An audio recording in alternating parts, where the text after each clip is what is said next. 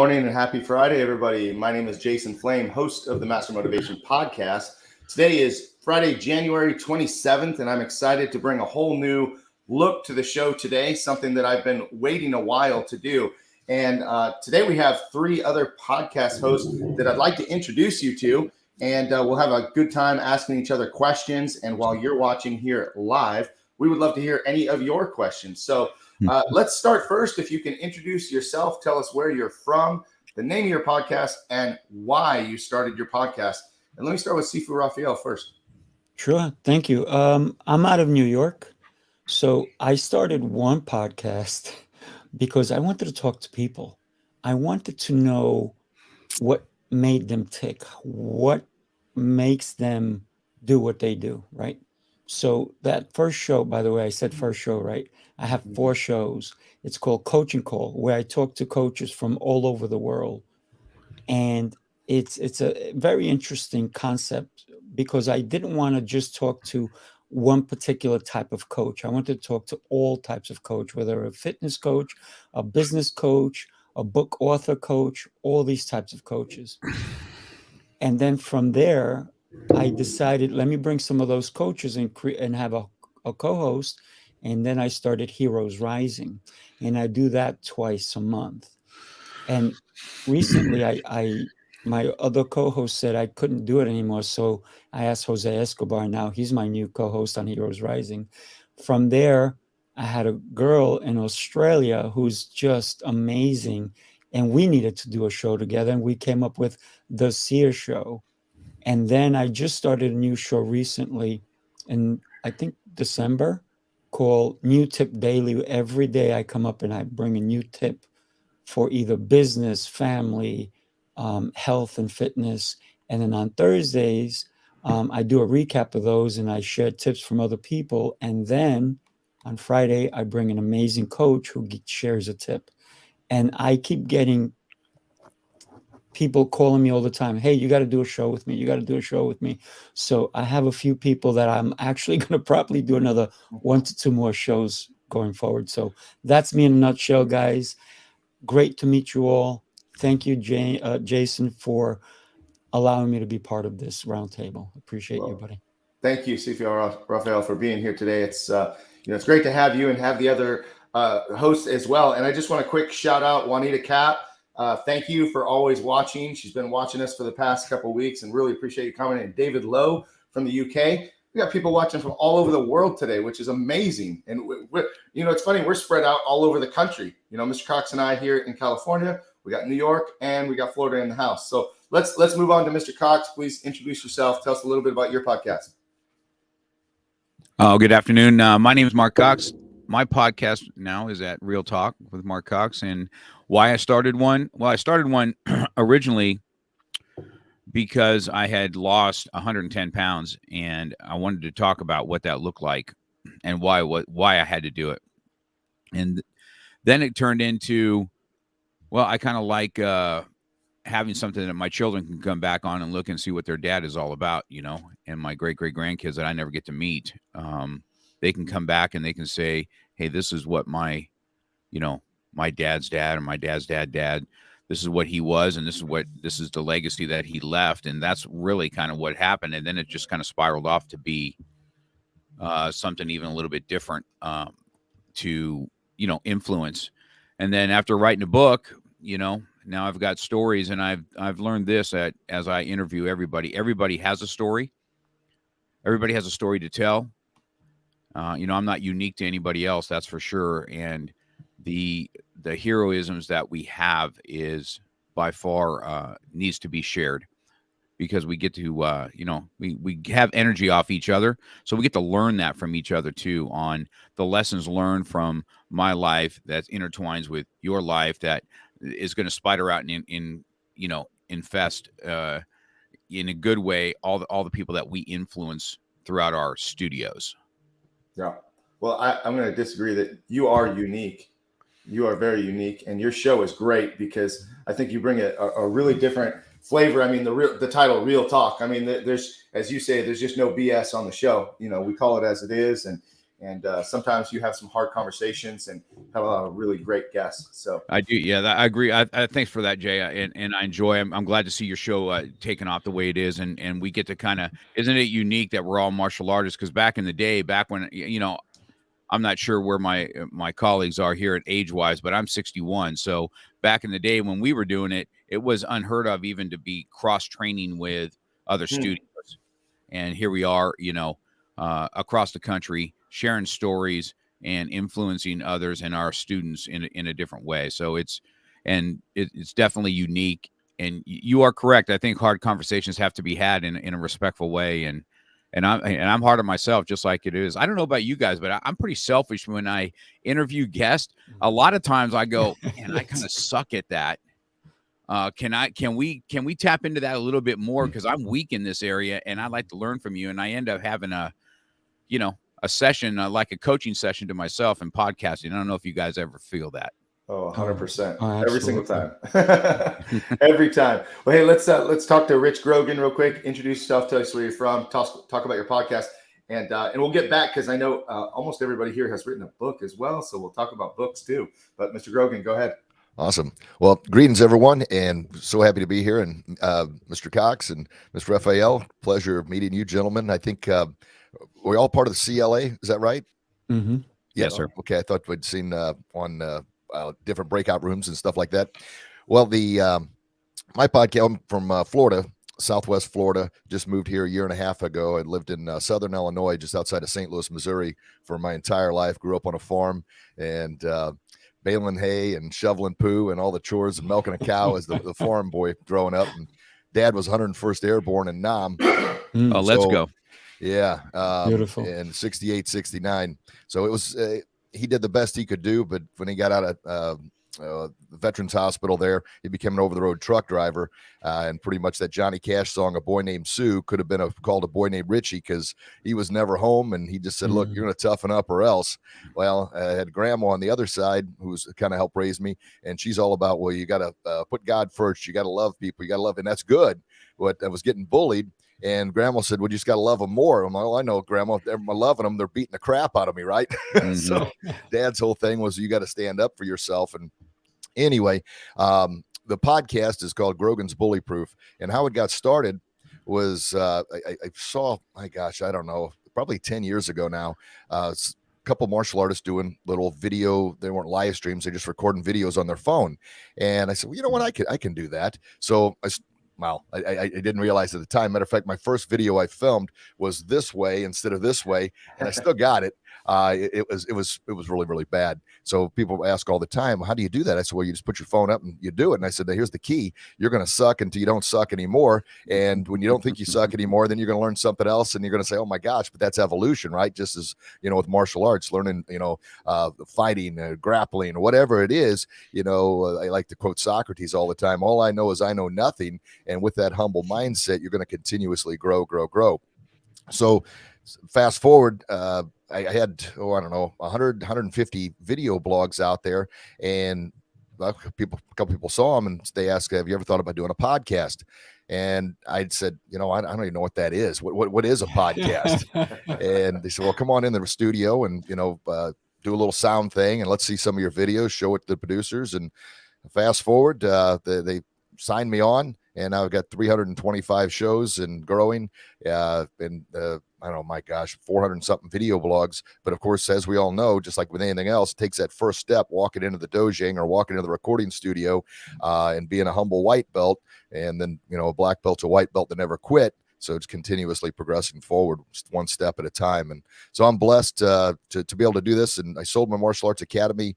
And we'll probably talk more about this later, but in August of last year. And now my whole focus is on writing, speaking, doing the live streams and podcasts. And I really want to start trying to grow my YouTube channel just to get the bulletproof message out to a much, much bigger audience. Because, well, as we know, bullying's not going away. It's been here since Cain and Abel, and that didn't end very well for either one of them. And they didn't have social media. So we've got to continue to work together, that empowerment to get that message out. And the message is hope, faith, confidence to help empower people to believe in themselves, overcome their fears, battle through their challenges, to stand up to every bully they face, both real and in their mind. And as we know, the bully in our mind, the bully we see in the mirror, is my goodness, that's the meanest, nastiest bully we'll ever face, because it's our own self-critique and everything that we pack inside and we don't let out. Well, my thing is, let's get that bully out. Let's confront it and let's defeat that bully. I love it. I love it. I don't think I could have picked a better 3 guests to get this started, because I can just sense and feel, like Mr. Cox said, we're all martial artists, and we're talking about our faith, and we're talking about so many things I think that we all have in common, which this is really going to gel nicely today. And I hope that people that are watching right now are just enjoying that synergy of the 4 of us working together. And it's amazing that, we all kind of started this podcast journey. Like Rich said, you started on a phone, or the first one was, I go back, I look at some of my first ones, and I don't know what the heck I was thinking. But here we are growing, and gosh, 300 some odd podcasts. That's a lot. I thought that I was doing okay after I reached 100. But we are learning and we are growing. And Mr. Cox brought up a great point. Every time I have a guest on the show, I feel like I've got my own personal coach. I've got my own personal therapy sessions. Sometimes it's just amazing. So just to introduce myself again, real quick, Jason Flame, Moore Park, California, Master Motivation Podcast.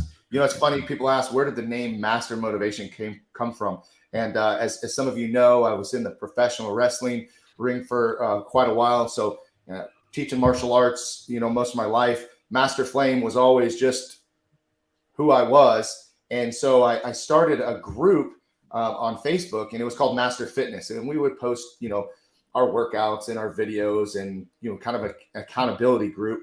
And but it started turning into more memes and different things like that. And so change it to Master Motivation, right? And then it was right at the beginning of COVID. And I think Sifu Rafael started just a couple months before I did. And Mr. Cox had done several, maybe about a year before that. But then we started really getting on. And during COVID, all my instructors were teaching classes in the karate school on Zoom. And so I wasn't really doing as much. And I said, well, what can I do to spread a little more positivity on social media? Because there's a lot of doom and gloom. And I said, well, I have been so fortunate to meet a lot of martial artists, a lot of leaders, a lot of coaches that have a great story. As Mr. Cox said before, everybody has a story, and we can all learn from them. And I said, well, let's bring these people on. I knew nothing about streaming or how to do it. I had the worst mic possible. And I just got started, though. That's the thing, is I just got started. I just started talking to people. And a lot of my guests in the beginning were martial artists, because that was my sphere. And it's really branched out and opened up to, professional wrestlers, actors, coaches, authors, speakers. And, every week I just enjoy it. I started with Mondays. I booked out the first 52 shows in like 3 or 4 days. People were like, you're crazy. You're booking your whole year in advance. I just did it that way. And then a couple of years go by, and now I'm booking Wednesdays, and I'm booked until the end of the year. And I'm like, okay, well, now I got a Tuesday thoughts, a Thursday thoughts. And here we are. My goal is to do at least 12 of these roundtable discussions. But I think like Sifu Rafael, we know that it's probably going to end up being a weekly show at some point every Friday. We might as well just be on the podcast every day, because we have a lot of fun from it. So that's me and my show. And again, thank you to Juanita, and we got Rich Haggerty from Mexico. All right. Have you had him on your show? I have not. Oh my God, all 3 of you. He is a student of ours he's Robbie's student, but he has got quite a story himself about how he came back from was supposed to be paralyzed in a major accident. He's got a book out and everything else. He is somebody, if you haven't, you can go on I've interviewed him.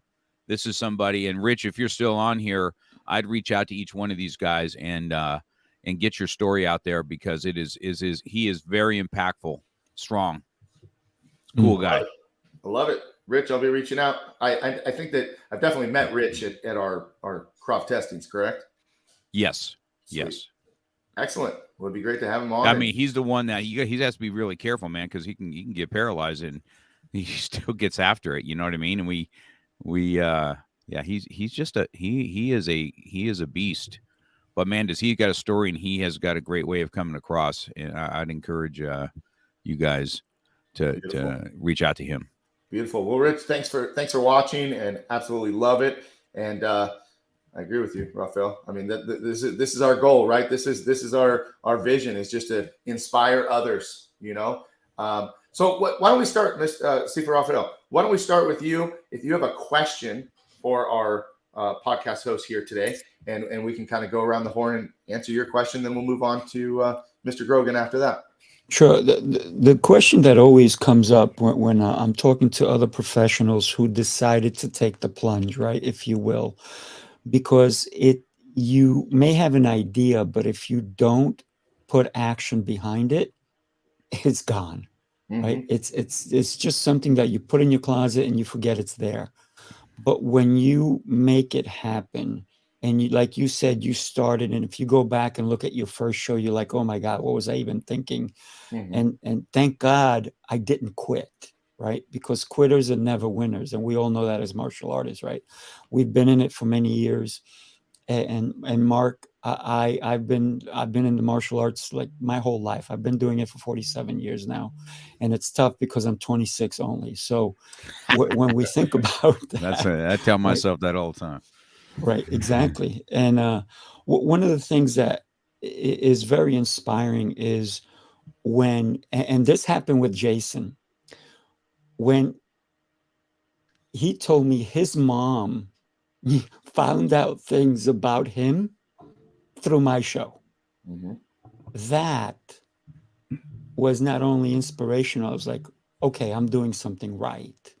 Because for me, and you both said it, and I'm sure Rich believes the same thing, every time we have a guest, if we are open to knowing and open to learning, we will learn from every single guest.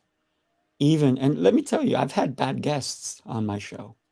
And sometimes that's why I always do a pre-call. And I had one guy in particular, we did a pre-call. He was exciting and everything.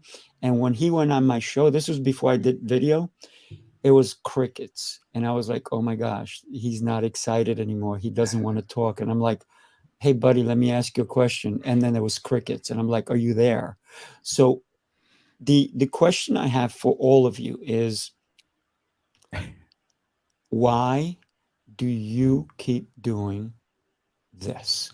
Why do you put yourself in harm's way every time you do a show? Rich, you want to go first and answer that? Sure, absolutely. Thank you. The first thing that popped in my head was, the old quote: "The only way to avoid criticism is to say nothing, do nothing, and be nothing." And if you follow that path, say nothing, do nothing, be nothing, yeah, you're not going to get criticized. You're not going to have anybody poking fun at you. You're not going to have anybody, I guess keep roaring the spirit inside, where I think we've all, well, I shouldn't say I think we all, me personally, many times wanted to jump through the computer and, pop somebody in the chops. I know it's not very Christian-like, and I should be more mature martial artist but that's just the fighter spirit in me. But obviously, I say that when I give presentations, especially to kids, you can't jump through the screen. You can't jump through the computer and pop somebody. And it's probably a good thing that we can't. Although the other part is it would probably stop a lot of the online bullying, because there'd be accountability.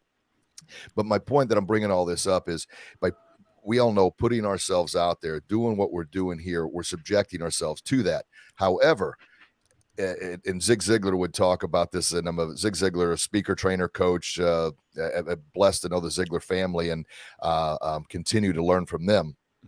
We are doing, a disservice to those that need to hear our message, and also disservice to God for not utilizing our God-given talents if we remain quiet, if we don't utilize those talents to help those that need the help the most, out of fear of 2 or 3 or 4 other people who may say something negative, who may say something that, rubs us the wrong way. There's going to be critics out there. I mean, there's going to be bullies out there. Like I mentioned before, it's forever.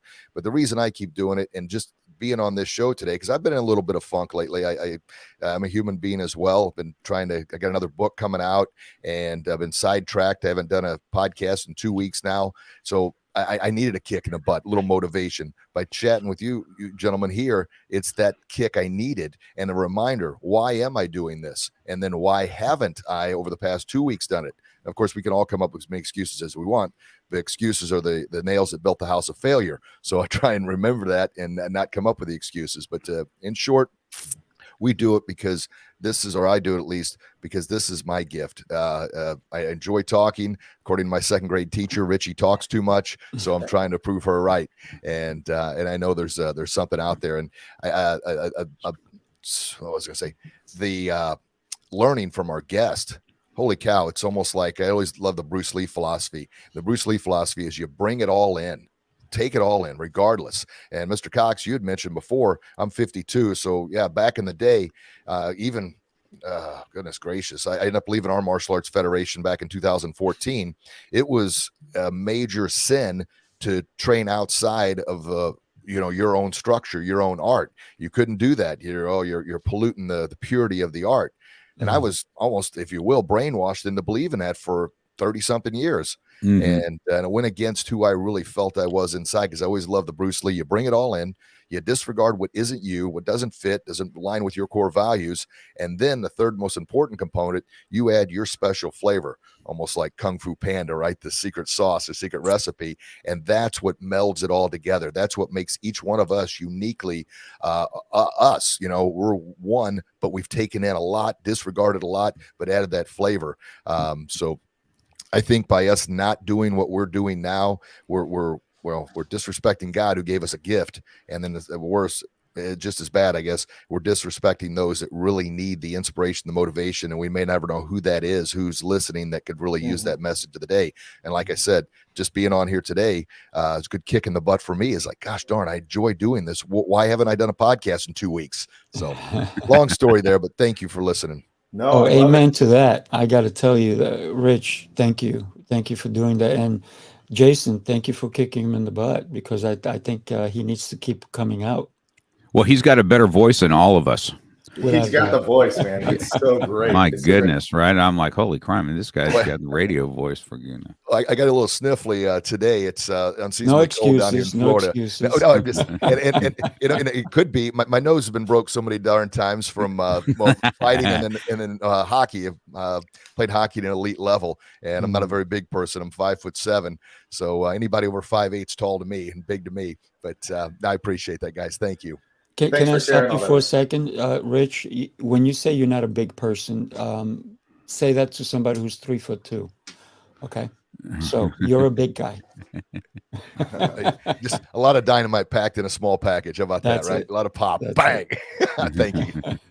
Hey, quick shout out to Gabby watching. Gabby Abdel-Gadir. She'll be on the show next week on my show, Master Motivation. So thank you for watching. Yeah, I've been trying to get her. She's in Canada. Yes, sir. Yes, sir. Mr. Cox, why don't you answer that question from Sifu Rafael? Why do you do it? Why do you put yourself out there? Because you and I talk about this all the time. There's plenty of people watching us constantly going, you're always talking about yourself. You're always putting yourself out there. You love the spotlight so much. It's all about you. And I think that we all enjoy the spotlight for sure. There's no doubt about it. But we put ourselves out there in this position to be criticized, as we all mentioned. What is it about each guest that makes it really special for you to continue what you're doing? Well, that's I think you and I have spoke on this before, that people kind of tune in to see us. It's not always about the guest. It's they tune in to see what we're bringing to the table and the relationship that they have built with us, whether it's one-on-one or whether it's in the world of podcasting and putting myself out there. It's just like now, right? Why do I still get after it, or still trying to? I want to compete at 62 in a jiu-jitsu tournament, right? This is something I'm doing this year. And why do I put myself out there? Because I need to be tested, man. I need to get out in front of people, and I want to see if I can make it in the things that I like to do. This podcasting thing, there's only 37% of the people listen to podcasting, believe it or not. Not a lot of people listen when that number comes into play. And then you got millions of them all over the place, right? And so they ask, is it a waste of time? And sometimes, right, we've all been live and we see two people listening and stuff like that. But I can encourage you this: when I launched my book, we were sitting at night in the hotel, and this one of the guys, and he has a unique job with the FBI, and he was just talking, and he goes, "Hey, Mark, how come you don't do individual podcasting? You're only doing interviews now?" And I said, "What do you mean?" He goes, "I've listened to you since the beginning." Now, I had no idea. This is the first time I met him. And he goes, "I've been watching you ever since the beginning, but you bring a lot of stuff to the table when you do things individual, and you talk about your whatever life story I brought on the table at that time." And then that's what hit me that night. I'm like, wow, I guess maybe I am making an impact, because we do second guess ourselves because we put a lot of time into it. And you're asked all the time. I get the same thing. Are you in the spotlight and stuff like that? But I have a humble spirit about things. Anybody that knows me knows that I'm kind of a humble beast. You know what I mean? When it comes to what I've done as far as rank or what I've grown. But I'm out here to share it, because I'm going to put myself out there, because I want my students to put themselves out there. I don't want them holding back.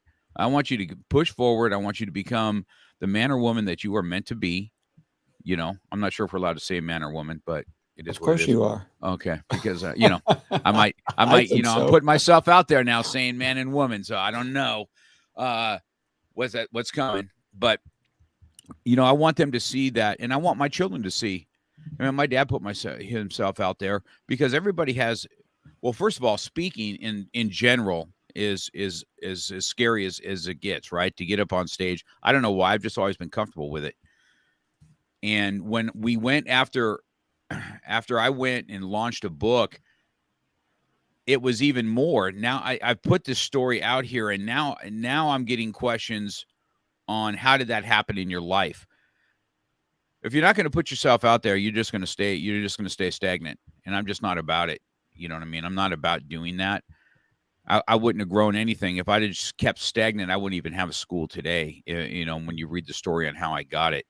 So I will continue pushing forward, because that's just what I do. And as far as, do I get criticized? I don't know. I don't know. I've gotten some weird emails, onto my launching podcast. But you know what? Here's what I feel. I feel a lot of times you got two people that are watching you, those that are kind of pushing you forward and excited to see you succeed. I was super humbled when I launched my book. And just so you know, I have a lot of black belts. Jason Flame was in the top 4 that already bought my book pre-ordered. Already, boom. He didn't. Then I put it out there. I said, hey, at this time, I need everybody to go on Kindle, buy this $1.99 book. I'm trying to push myself up on Amazon, and watching my students in a 20 minutes time frame buy 60 or 70 Kindle books and pushing me and excited for me. I was so humbled. Like, I didn't even know how to respond to that. So you got that. That's who I'm pushing for. But you got the other ones that are waiting for us to make a mistake, or they're waiting for us to say something. They can jump on our case, and they're waiting for us to fail. Well, bring that shit. I don't bring it. We're going to see if I fail. Okay. This is how I roll. That's why I do it. I love it. It's been great, by the way, to see that it's so, for me, it is fun. It's really fun to see our friends succeed and see you doing your book and see you guys out there doing your podcast. I mean, it's really inspiring, to when you get stuck, just like Rich said, he kind of stuck on the podcast, and now here we are, we're talking. I bet he's going to do his first podcast next week, and he's going to jump right back into the game. And I think that's what it's all about. And there's definitely plenty of people holding their breath, waiting for us to fail. So, make them choke and make them suffocate. And love it. Sometimes you need sometimes you need a hug. Sometimes you need a headlock. That's right. So I want to read, this is what I posted. I think I posted this in the very first post when I talked about doing this podcast and why I wanted to do my podcast. Right. And this has been the description for as long as I can remember. Right. Join me each week as I interview and highlight positive leaders, coaches, authors, and friends who have motivated and inspired me throughout my life and career. Listen to their backgrounds, their stories, their successes, and their failures, and motivational advice. And, in the beginning, really, it was so much for me. It was really important to me that I picked people that inspired me and motivated me, and I got to highlight them, because I would often end the show with a very distinct reason of why they motivated me and why they inspired me and what I learned, from them.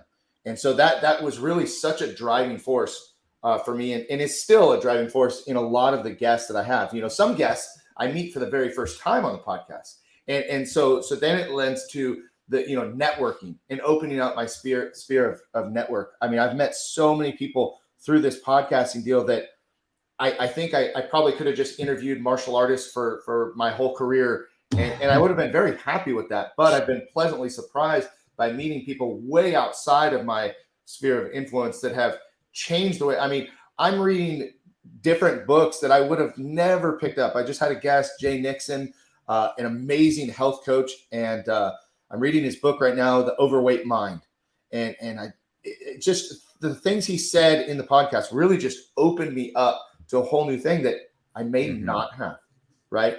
And Sifa Rafael brought up something, before about my mom was watching the podcast that he was interviewing me, and my mom said, "I never even knew that about you." And I'm thinking, this is my mom.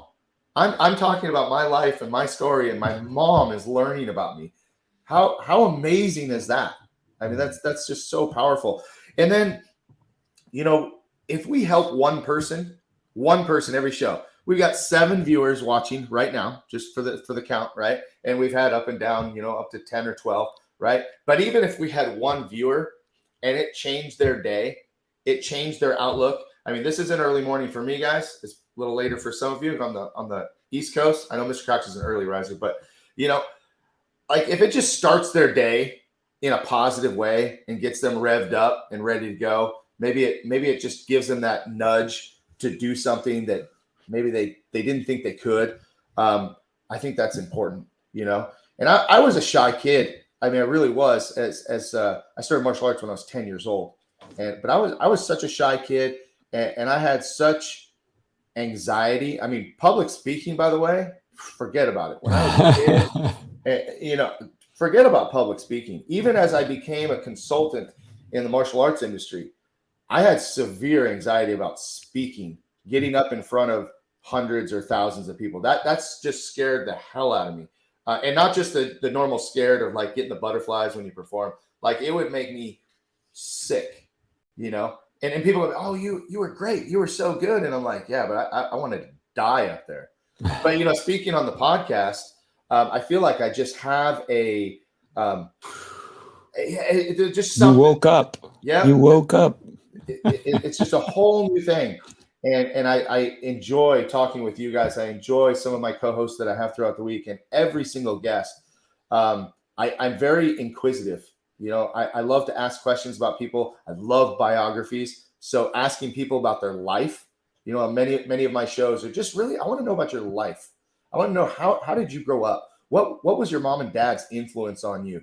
Those types of things. And I think just, sometimes, we really like to dive in and hear those stories. And once again, if it changes one person's life, I think we've done an amazing job, because the ripple effect of changing one person's life can be huge across the board.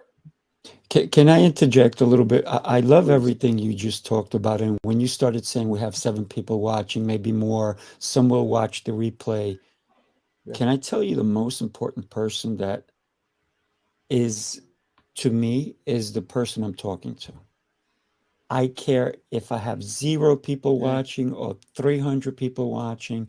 I've done shows where I've had 14 people watching my shows.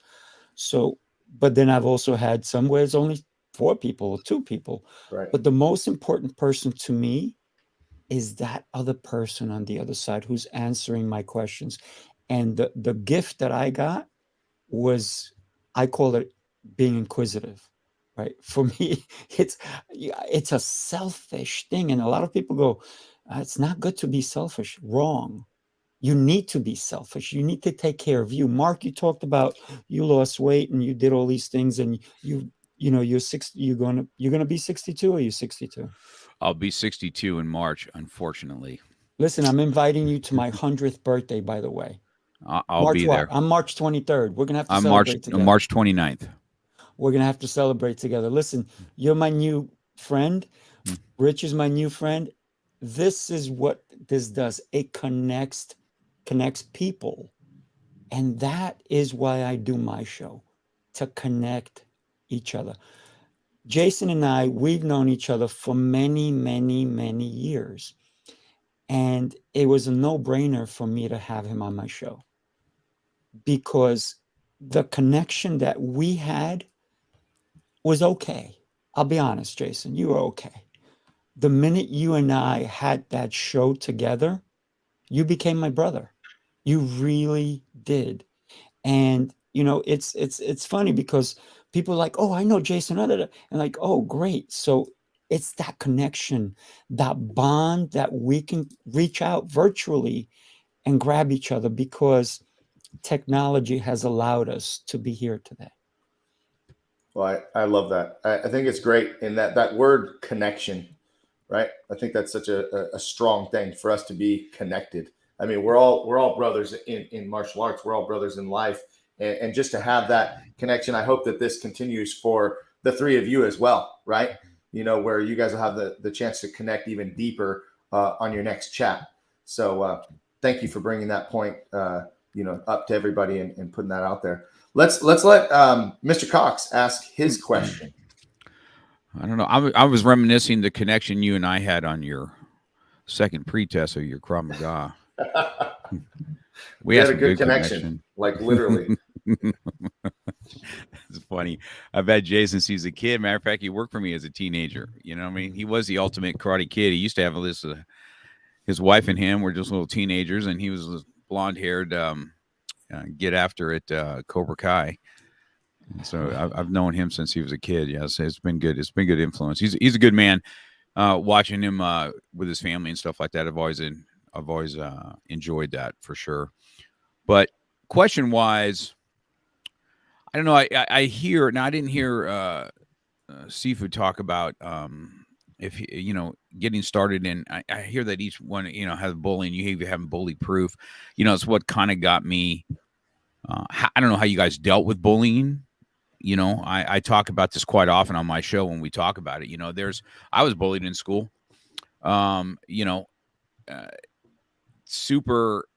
And then when I even look back at things, I'm like, man, why was I getting made fun of, man? When I look back at pictures or whatever, but I was a young guy, and when you're heavy in school, you're fat or whatever, you made fun of a lot. And I said, and you got either the jolly ollie guy that kind of jokes about himself and tears himself down and kind of makes himself the butt of the joke, or you got the other guy that just damn near becomes the bully. And that was me. And I found out really early on, like if I cracked you in the face, you're going to stop talking about me, at least to my face, And that's what started this ball rolling. And then I've always been super competitive, and I played ball and I did all that stuff. But I was 20 when I really started martial arts. So, the question is, as you guys podcast and you ask these questions, did everybody start martial arts because of a confidence issue? Because of a bullying issue? And because I thought, well, Jay's known me even as a young guy. I didn't start martial arts because I wasn't tough. I thought I started martial arts because I'm just going to get tougher, and then I got the shit beat out of me. As a white belt, I'm like, man, maybe I am not the alpha in the room right now. I'm going to have to work on some of this self-control and how to control the anger, and how to get to be a little bit, have better self-esteem about myself, and how to move forward. So did everybody start that way? Because every podcast I do hear that there's something from our past is what we're kind of influencing others, or what we're trying to teach other people. So that's kind of my question. Is that did everybody have a confidence issue or a bullying issue? Did your parents start it? And how did you stick with it? How are you sticking with it? Well, that's my question. Let me jump in, and I'll start, and then I'll pass it off. I started martial arts at 10 years old. It was really because my mom wanted me to do martial arts. She wanted to do martial arts when she was a kid, but her parents told her that girls didn't do martial arts and that they wouldn't let her do it. So she said when she had kids, she was definitely going to put her kids in martial arts. So she started me at a rec center, and I started with Dennis Ichikawa in 1985. I wasn't really. It wasn't because of bullying. I don't know if it was because of a confidence issue that I had. I think my mom did see that I had I had some anxiety. I had I was a nervous kid. Like I was always like twitchy and self-soothing all the time. Still do it to this day. But I think what made me stick to martial arts was the fact that I did not like school. I didn't like school at all. I was not a good great. student. I was not a good student. I don't know why, for whatever reason. And so I ended up surrounding myself with probably not the right crowd. And so I think that the reason that I stuck with martial arts is because martial arts gave me a positive path. I mean, I had some friends in high school, and Mr. Cox, I don't even know if you know this, but I had friends in high school that were quasi, gang members, and they go out, tagging or getting in fights and doing all that, dumb kid stuff. But I was always looking to be part of a team. I didn't play team sports growing up. I was always looking to be part of something, and martial arts made me feel part of a family and part of a group. And I remember wearing my karate jacket. I was just so proud to have that karate jacket, because to me, that was like having a Letterman jacket. So ever since then, martial arts has always been a family to me. It's always given me that security. It's always given me that positive road. So without martial arts, I have many of the friends that I hung out with in high school ended up in jail, ended up dead, ended up into drugs. And I could have gone that way, but thank God there was a different path, and martial arts is what kept me on that positive path. So, Mr. Grogan, you're up. Wow. Bang, bang, right and left there. So I guess I started 1979 martial arts, 9 years old, and it was Bruce Lee and Chuck Norris, watching on Saturday and Sundays on Channel 11. They would have the karate movies, so that was kind of what got me going. And I did it. Let's see. It wasn't really a confidence. I was always very outgoing, very hyperactive. I was playing baseball and hockey in whatever season it was, and I always wanted to be a pro hockey player. Growing up on the farm, we had the frozen pond, so I could skate and do things like that. But it was more of that, and then the bullying really kicked in. It was on the ice rink, actually. At my favorite place to go is where the most severe bullying started happening. And I had a kid, and to hear his voice, my gosh, it just sent chills through me, where I panic and freeze. And I talk about it in my book. The stories that I write in there are basically, the book is Becoming Bully Proof. It's me as a 12-year-old, 11, 12, meeting me 40 years later as Master Grogan, and we go on a journey together where the older me is teaching from the experiences and wisdom I've learned, the younger me everything I wish I would have known then, mainly about believing in myself, standing up for myself, not allowing others to bully me. And the message I present now is I was never bullied. I allowed bullying to happen to me because I didn't have the confidence to stand up for myself. So in other words, that kid is who that kid is that did this. And then, of course, it's a ripple effect, as we'd mentioned before. Once, Mr. Cox, I'm sure, like you mentioned, being a heavier person, one person takes a pop shot at you. Now it's like, oh, you're out there, and everybody's going to start taking shots at you. I always like to say a bully's like a shark that smells blood in the water. When a shark smells blood, what does it do? It attack. And when a bully senses fear or weakness or someone they can get an easy shot in, they're going to attack. And before you know it, then everybody's attacking. And it's a big part. I like to talk about the bullying's got to be stopped early, because if it's not, it will eventually get physical. Most bullying doesn't start off physical. It starts off with name calling, starts off with exclusion, starts off with, behind the device now, and all these little things to try and beat the person down. And then if nothing's done, the bully isn't getting the rush anymore. So now they got to up the ante. Now it's shoving, and then it's punching or kicking, spitting on, whatever the next step is. And it will continue to go. And it always gets physical in one way or another. And we see these school shootings. Well, what happens is most of these kids have been bullied and they suppress all that. They keep it all in, and eventually the pressure cooker explodes, and then they go nuts and do something horrible. Or on the other side, they end up taking their own life. And suicide's the second leading cause of death for ages 10 to 34, and contribute 100% of those deaths to bullying in some way, shape, or form, either outside bullying or they've bullied themselves to the point that now they've literally bullied themselves to death. So the bullying, it was a matter of me, and not only did I want to quit hockey, I wanted to give up on my own life. Now, it's not something I could talk to anybody about. I can't tell my 101st Airborne Vietnam vet dad about it, because you quit being such a wussy, quit being stand up for yourself, and which leads to a quick little story here. Another thing I kind of mentioned in my book, kind of the old story. You've been bullied, you've been hit. This kid used to just smack the snot out of me all the time, kick me in the groin, spit on me. Well, I came in crying one day, and Dad just happened to be home, and he goes, "What's your problem? You need to get out there and punch that kid in the face." And of course, Grandma is telling me on the other side, no, you need to love him because God loves everybody. And so I'm balancing this out. Well, happened later on that week, same dang thing happened. Well, I grabbed this kid and I just kind of went Ralphie from Christmas Story on him and just beat the daylights out of him. And broke his nose. There's blood everywhere. And all I remember is my mom pulling me off, and I don't think I've ever seen my mom so scared in her life. I didn't care. I mean, she's pulling me off and smacking me, and oh my gosh, kid had to go to the hospital. All I cared about was how proud Dad was going to be of me. Dad's going to be proud. Richie stood up for himself. Richie defeated the bully.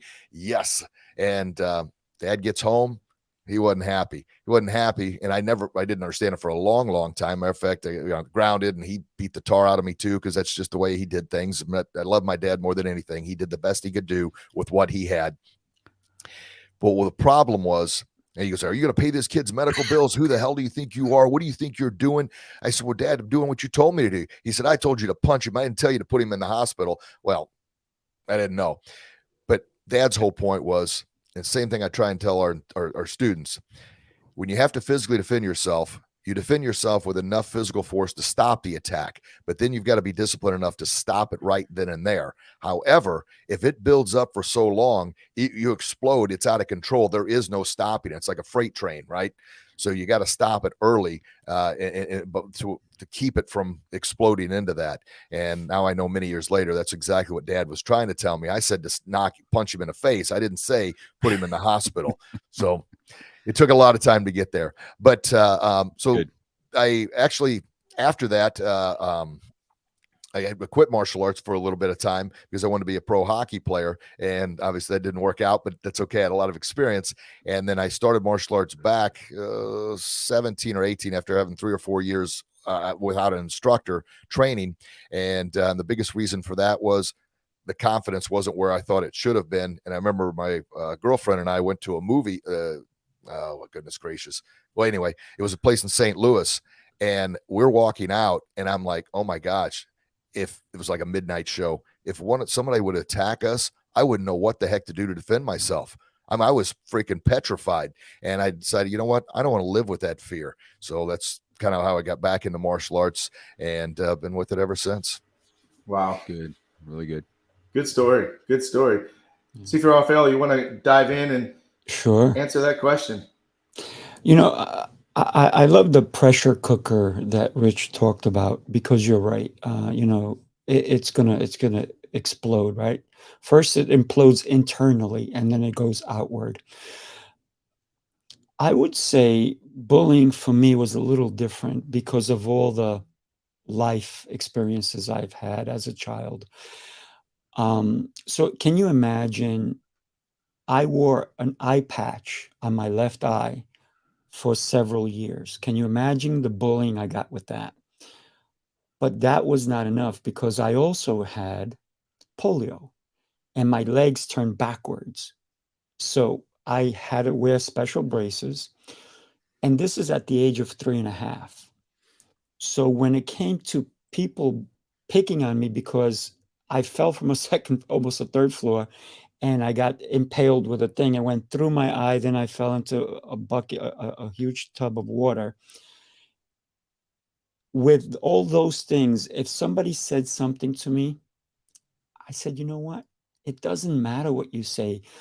I've been through worse or beatings or anything else that you can possibly do to me. So when people tried bullying me, it didn't faze me. Weird, right? Because it should have fazed me. And the reason I started, like you, Jason, at 10 years old, I started martial arts. I've never stopped. And it wasn't me because I got bullied.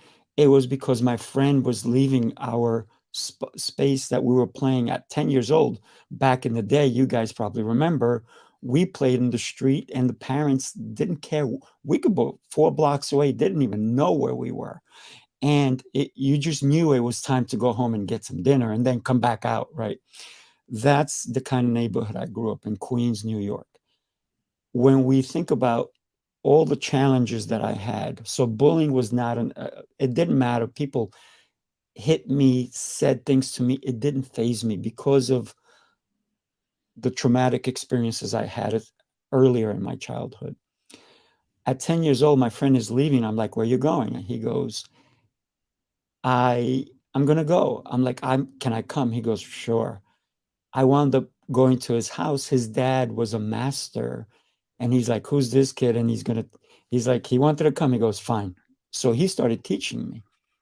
Now, here's the crazy thing. I'm training every single day for 6 months with this kid and his dad. His dad took a liking to me and thought I was one of his kids. So he started abusing me.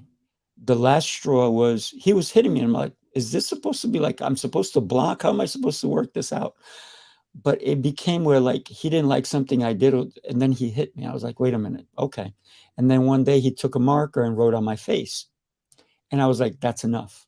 And I said to him, I stood up to this man who I idolize. And I said, if you ever come near me again, I'm calling the police on you. And I never trained with him again, but I found a church that there was a guy teaching and he looked like Luke Gossett Jr. And if you guys know who Luke, I'm dating myself, right? Luke Gossett Jr., right? And in the basement of a church, he was teaching Kung Fu. And I never stopped training since then. And the reason I continue, and Mark, you asked, why do you still do it? Is because I lost my ability to walk when I was a child. And I never want to feel that way again. This is why I post videos every single day to inspire somebody to work out.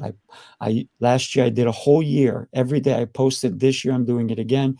This year I'm only posting 5-minute videos of a workout because we need to be able to understand that we are a gift. And Rich, you talked about we have a gift. We are the gift. We need to do with our bodies and our mind so we can impact more people. So martial arts saved me mentally, physically. And listen, I work out every single day. I work out before I work out. So I'm working out 3-4 hours every single day. And I've been like that my whole life. Jason, you've known me forever. Is that not true? Absolutely. Yeah. And I love your videos, by the way. It reminds me, sometimes I see your video in the morning. I'm like, it's time to go to the gym. There you go. Well, thank you for that question. Thank you for all the answers from everybody so far. I think the last person to ask a question is going to be Mr. Grogan.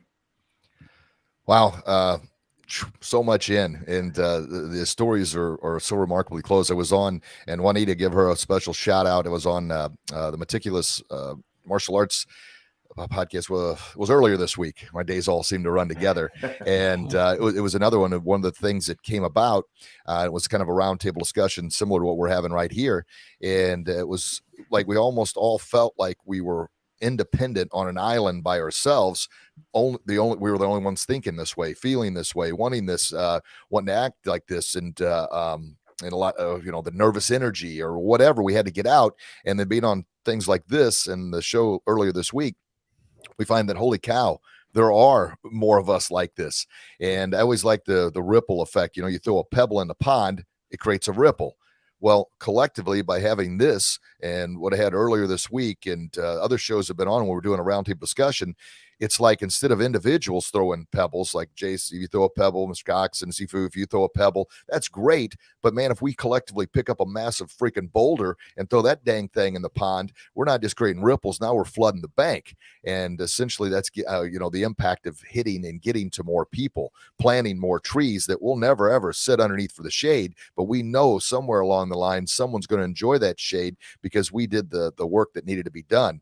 And Mr. Cox, I really love what you said. The reason you're doing a lot of this, is so your kids and your grandkids and then future generations are going to say, hey, that's what my dad or grandpa, great grandpa did. So you'll have a legacy there that'll be there forever, and it's one thing to empower somebody, yes, in the dojang or on stage, but to have video, to have audio that's never going away, goodness gracious, that's going to last forever. And I really appreciate this and y'all just having this discussion and a kick in the tail, like I said, to get back to doing what I do best. And I say that in the most humble way, but it's according to second grade teacher, Richie talks too much. So I'm wanting to continue to prove her right.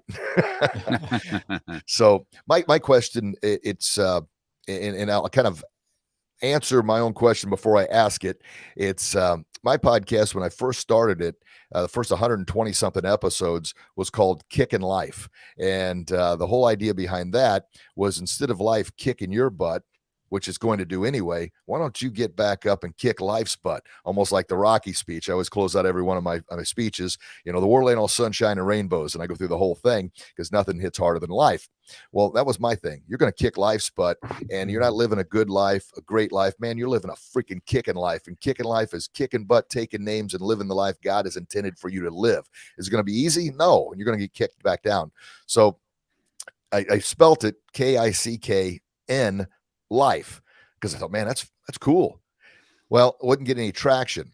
So we added IN, KICKIN life, and did another, 50 something shows. And one of my mentors, Chris Widener, said, I know you really like this kick and life thing, and I get the message, but you've got to explain it too much. And people in this rapid pace society, they don't get it. He goes, why don't you talk about what you talk about all the time, which is your bully proof?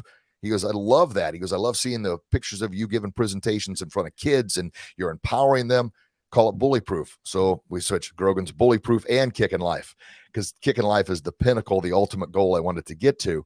And we've kind of almost to the point, kicking life is always going to be there because that's the pinnacle.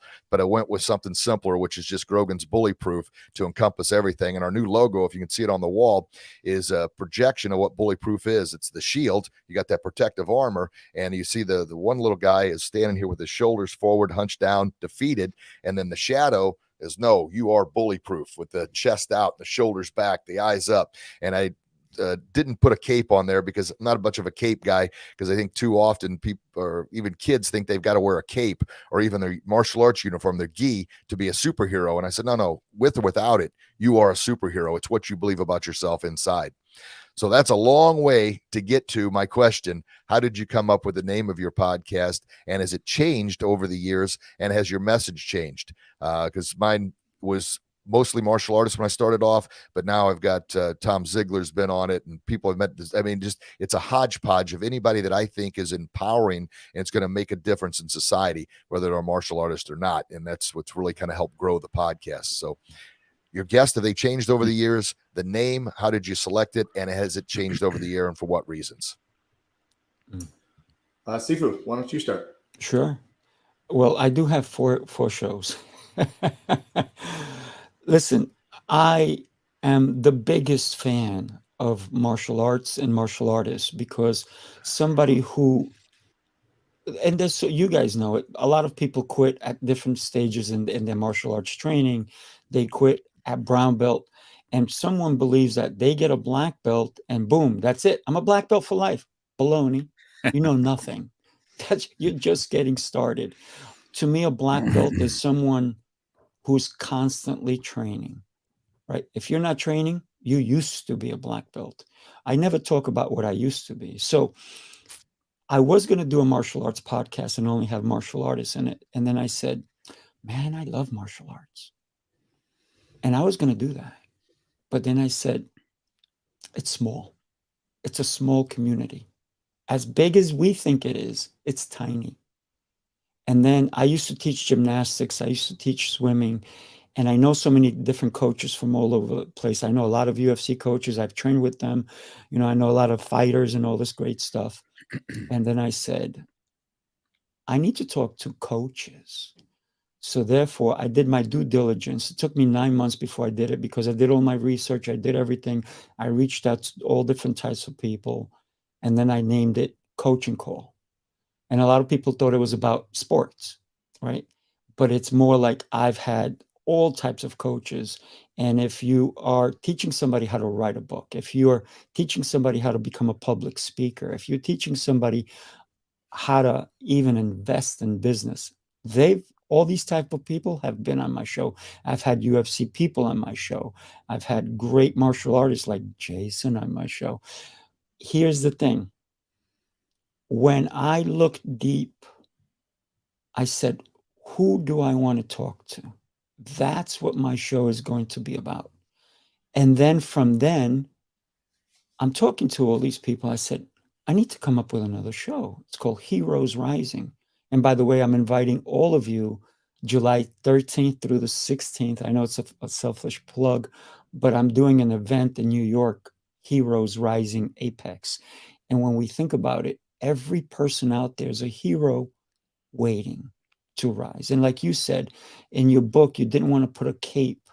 Why? Because we all have capes, right? We just don't always show them, right? And one of the things I always tell the kids is look at your parents. They're your heroes. They're like, what? My mom's not a hero. I'm like, yeah, they are. Your mom's a hero. So is your dad. I see their capes. What capes? I'm like, you don't see the capes because you're a kid, but I see the capes your parents are wearing. They're your superheroes, and never forget that. So that's where Heroes Rising came out, because I wanted to talk to all these amazing people who were already on my show and who I knew made an impact in the world. And I wanted to bring and highlight them again. And so Heroes Rising was born. And every time when I'm thinking, what am I really doing? Why am I doing these shows? And the reality is, that's right. Juanita's cape. You're right, Juanita. I told you your cape is pink, right? We all are heroes. And sometimes we may not know we're a hero until an opportunity presents itself for us to shine, to be the light for someone else. So then I said, what am I doing? Why am I doing what I do? Because I don't want people to go through what I went in my life. I want to impact them. I want to teach them. I want to guide them. Listen, it doesn't matter how many times you tell a kid, don't touch that. They're going to touch it, right? When you're not looking, you turn, boom, they touch it. Oop, it was too hot. You burned yourself. Too bad. But you learned. But sometimes we can impact, like, hey, don't play there because you're going to die. Not you're going to get burnt. You're going to die there. And that's a lesson that we can be a hero to. So Heroes was born because of that. And then the girl in Australia that I do a show, I do it at 4:30 in the morning on Tuesdays.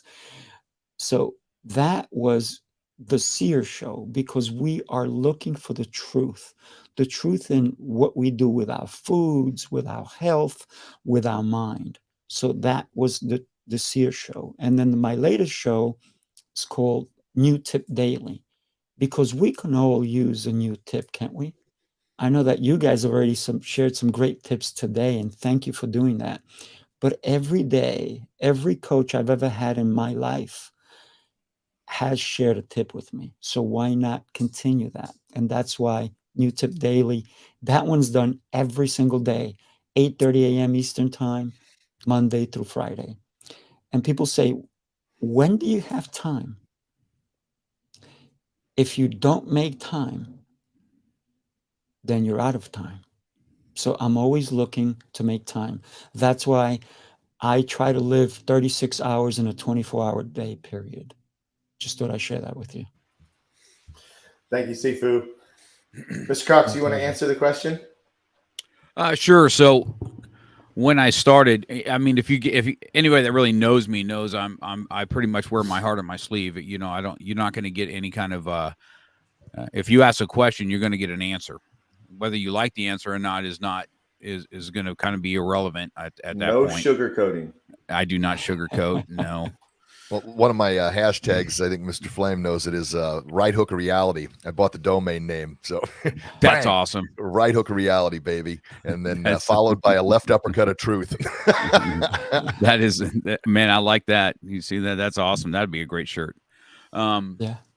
But you know, real talk with myself, because you know I like to have that. When people ask me questions, and I can't say that I've always been that way, because as a younger man, I was just talking to some of my students yesterday about this. I said, as a younger man, I wanted all these accolades, the new rank, the fourth degree, the fifth degree. I couldn't wait for it. I could care less about it today. You know what I mean? I said, I'm not a big fan of the Grandmaster title, even though I hold it. You know what I mean? I'm my instructor's highest ranking student. Okay.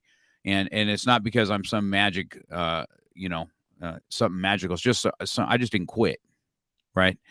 And now I'm at a point that's where I'm at in the pecking order. But the Grandmaster is getting tapped out last week, like just like everybody else on the mat, right?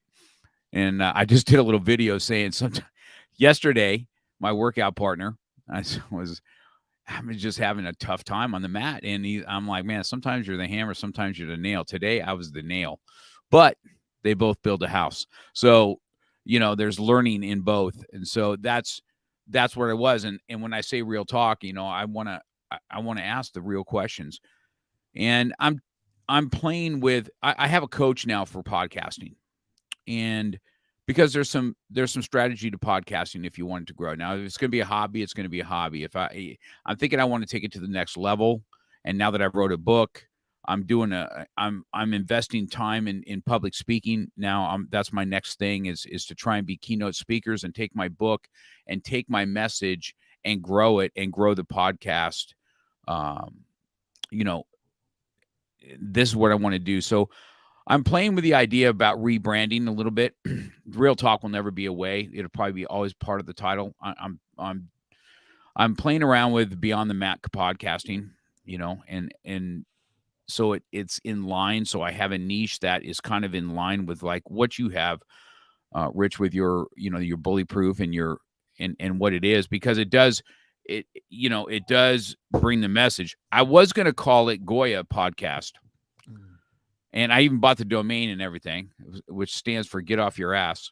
But it's not going to, I'd have to explain that every time. Right. And so I just didn't know what it. And so I'm playing with the idea, but as far as where it came from, it is what it is, man. I'm pretty real. I'll give you, I'll let you know what it is. My book is on the same token. I put a lot of stuff in there, and I'm not going to sugarcoat where I am, including my failures. I mean, one of the best stories, and I don't know, Jay wasn't with me, but Jay was with me on my very first competition that I won. I hurt myself doing some breaking, and he was there. And lessons I learned from doing that have been astronomical, more than my wins ever were.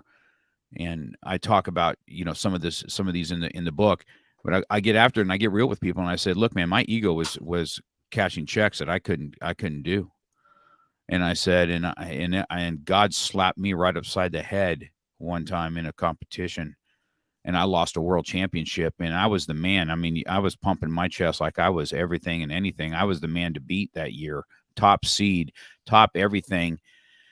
And then God threw a wrench in and put a wheelchair guy in front of me in my division. And man, it is hard to beat a wheelchair in your division. And that changed my life because I was so mad that I lost to him. And then you only come to find out that he was dying of blood transfusion of AIDS. He's in a wheelchair because of an accident. and I'm sinking lower and lower in my seat. I said, I didn't even shake hands with this man. And watching him get all the pictures and all the accolades, and you're in the magazine, and this is what I wanted at this time, right? This is in the mid 90s, and now his family has that because he has since passed because of it. But my ego was so large that I couldn't even get past my own insecurities and ego. And that lesson completely changed me that day, that I said, I will not be that way. I will be a humble man in winning, and not now. Let's not get things twisted.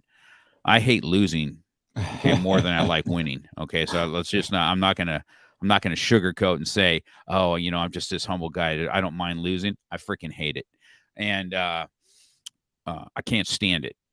But at the same token, there's lessons to be learned in all, and I wanted to be real with it. And that's where real is with me. And anybody that really knows me knows that you're going to get that kind of talk. And when I speak from my heart. Mm-hmm. And I think that's where my podcast came from. That's beautiful, by the way. Well, thanks for sharing that story too, because and that story is in your book, right? You it talk is about that story in your book. I have your books right here in my office, by the way, all three of them. Sweet. I'll bring them tonight. I'll get them tonight. All right. Well, I will answer that question and wrap up the show, because we're just over an hour here today, which seems like. Can I say, you said we were going to do a half hour, and I'm enjoying this, by the way. Right? Yeah. I know. Yeah. I did say 30 minutes, and here we are. There's no way. I saw him say 30 minutes too. I'm like, Jay can't even not talk for 30 minutes. Get out of here. Yeah. Well, so I talked about it earlier. The Master Motivation just came out of simply changing a Facebook group from Master Fitness. And I said, just replace fitness with motivation. And, the thing is I get a lot of, we talk a lot about motivation, and that motivation isn't the same as having discipline. And, the way I look at it is that it's actually just part of the cycle, right? Motivation leads to success, and success leads to more motivation, and your discipline is what helps you continue on that path. So I've definitely considered changing the name a bunch of times. I feel like I'm, 150, 170 episodes in, and if I change the name, how's that going to affect it? I still kind of like it. I like my little flame. I like the little mic that goes with it. I just kind of branded it that way. But a couple other things have spawned off of the Master Motivation podcast, which is, these roundtables. But also I have something called Tuesday Thoughts. And this was actually something started by a friend of mine, Danny Cleary, who's my workout partner, one of my best friends. And he would do these Tuesday Thoughts on his own. He's a youth minister and at our church. And I'm just really inspired by his thoughts and his talks, and talking about scripture and talking about how he applies it in his life. And so I actually brought him on the Master Motivation podcast and created Tuesday Thoughts again under this banner. And so we get to continue doing that. I started with a 1-day podcast, and now it's, 4 or 5 times a week.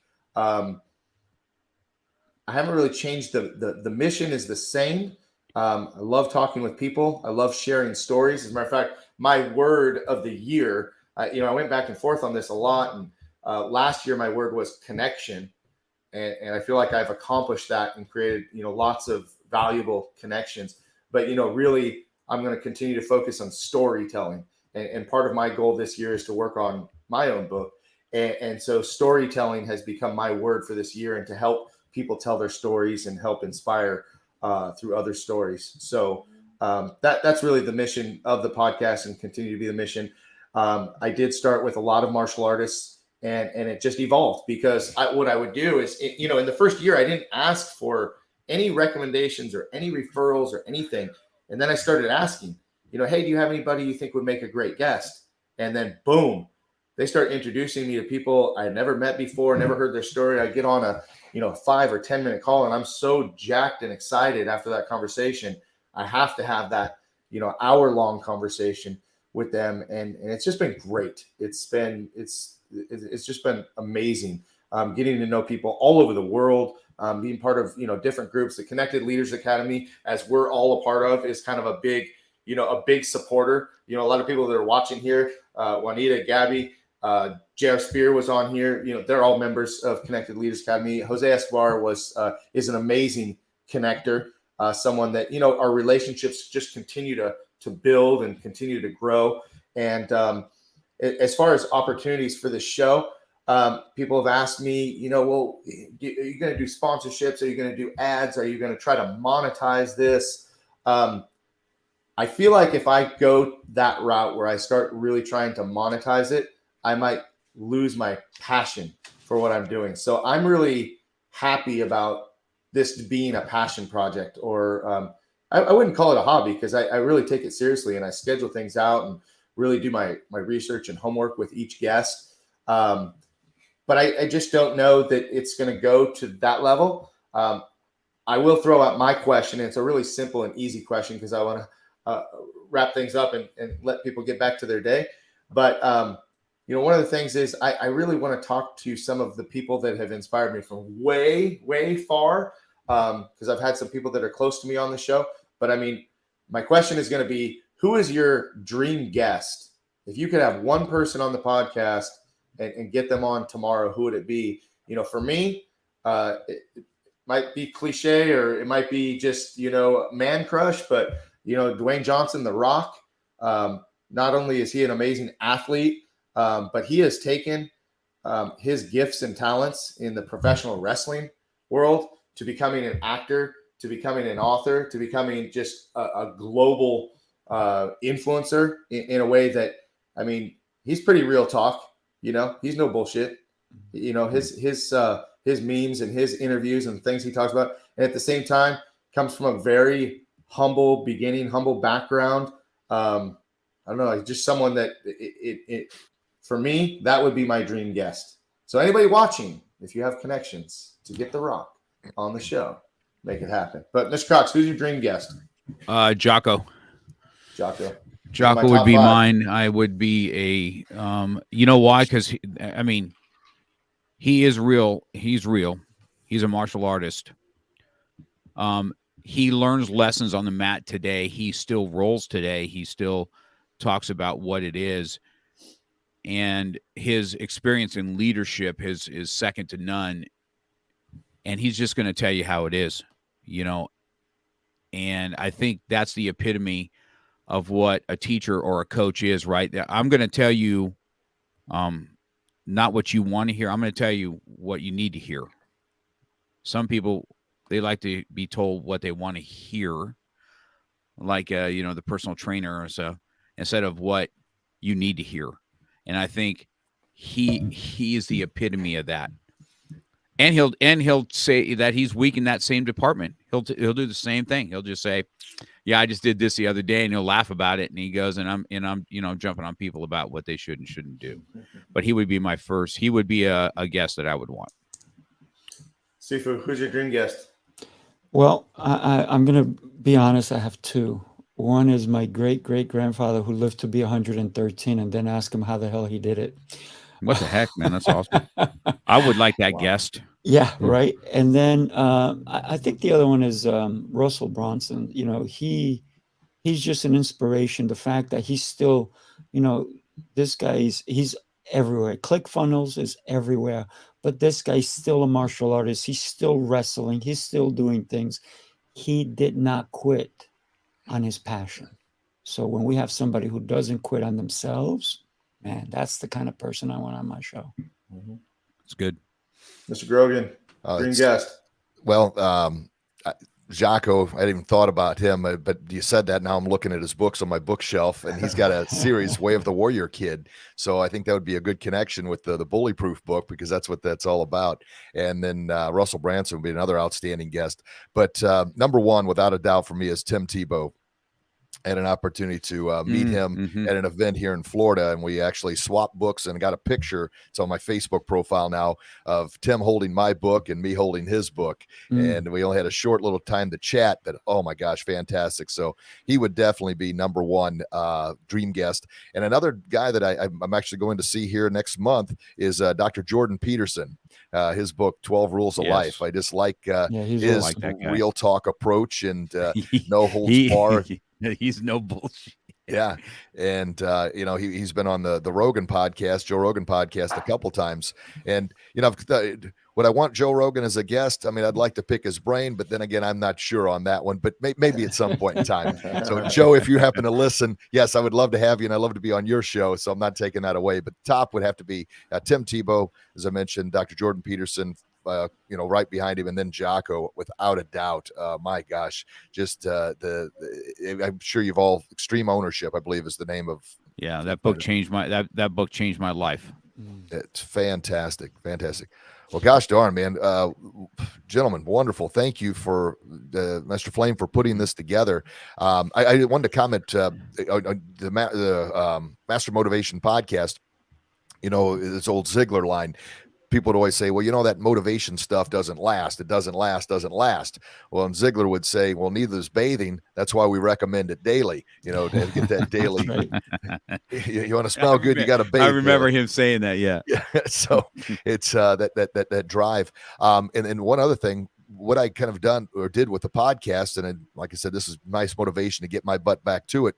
2 points. It almost became a job where I felt like I had to be too perfect, and that took the fun away. And I'm like, what the heck am I trying to do here? I got to be me. I screw up, I mess up. I don't edit anything anymore. Just let it roll. And I mean, unless something extremely bad, but even that, I'll just say, hey, well, you see, this is natural. I'm coming at you real here with these live streams. But what I've tried to do is house everything under one show.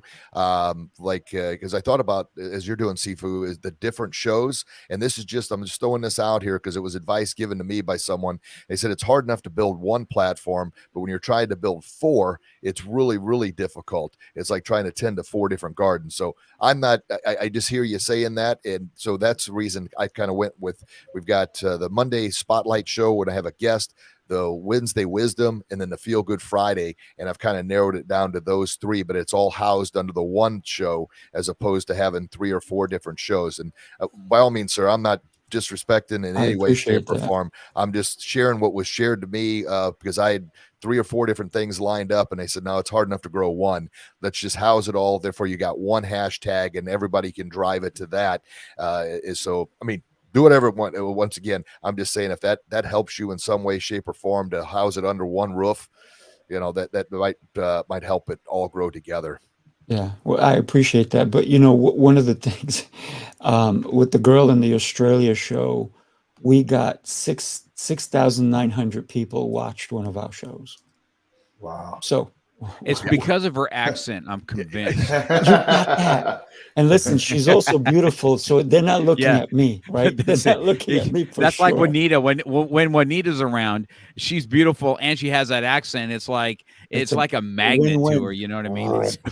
I'm not going to let the cat out of the hat, but there is a work in there with Juanita, so we are in discussions. But Jason, the other 2 people that I really, really want on my show are on live with us right now. Yeah. By the way, I will send out both to you guys my calendar. I get to talk to Jay every day, and thank you. We beat around this, but I'll put my calendar out there, guys, and you guys pick the dates you want. I don't do the whole year in advance like Jay. He's so much more organized than I am. I'm so not that. He asked me. I said, I just don't do that. I can't be. I said, if I feel like I'll be locked in, and I can't adjust if I need to. So I do about 2-3 months out. And that way, if Jocko wants to come on, I don't have to kick somebody off. Right. Oh, no, you would kick somebody off. I